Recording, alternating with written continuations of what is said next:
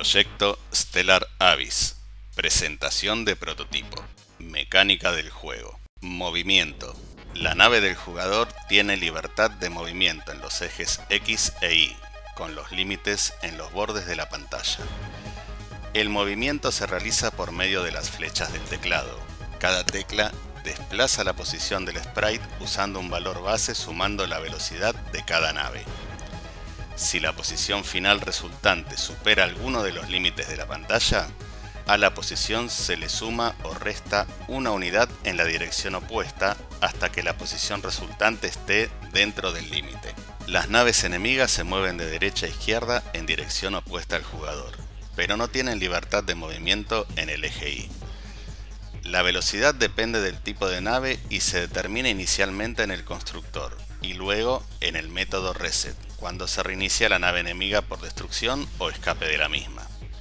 Este método cambia el tipo de nave aleatoriamente, restaura sus atributos y la mueve al otro extremo de la pantalla para que inicie nuevamente el ciclo de movimiento.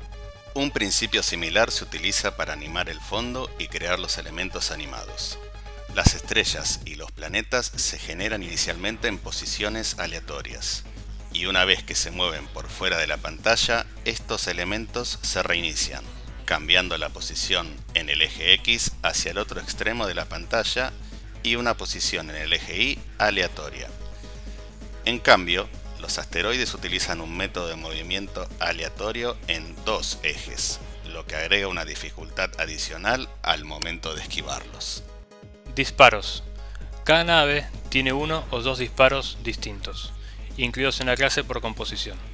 Estos disparos tienen como parámetros una posición en X e Y, una velocidad, una dirección, un daño y un estado. Adicionalmente, se incluyen parámetros propios del SFML, como textura, sprite y sonido. El jugador debe disparar presionando la tecla Control para el disparo principal o espacio para el disparo secundario. Para que una nave dispare, debe cumplir dos condiciones. 1. Solo pueden existir dos pares de disparos en un momento determinado. Para que el disparo pueda ejecutarse, al menos un par debe estar libre. Esto se da cuando un tiro impacta con un enemigo o él mismo sale de pantalla. 2. Se debe cumplir el tiempo de espera entre disparos, un parámetro de cada nave que determina la cadencia de disparo.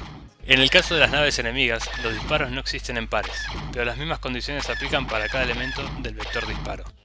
Los oponentes disparan aleatoriamente, cada nave con una probabilidad del 0,1% de disparar en cada frame si se cumplen las condiciones anteriores. Explosión. La explosión se realiza con una secuencia de sprites que se genera en la posición de la nave cuando ésta llega a 0 de HP por daños recibidos. Colisiones.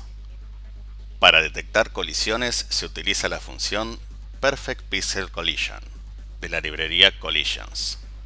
Esta función recibe dos sprites y compara el alfa de cada imagen para determinar si existe contacto entre sprites. Usando esta función se evita que se detecte contacto cuando colisionan las áreas transparentes del sprite, sin que exista contacto visual. Esta función devuelve verdadero si detecta colisión entre píxeles no transparentes y no entre el área completa de la imagen.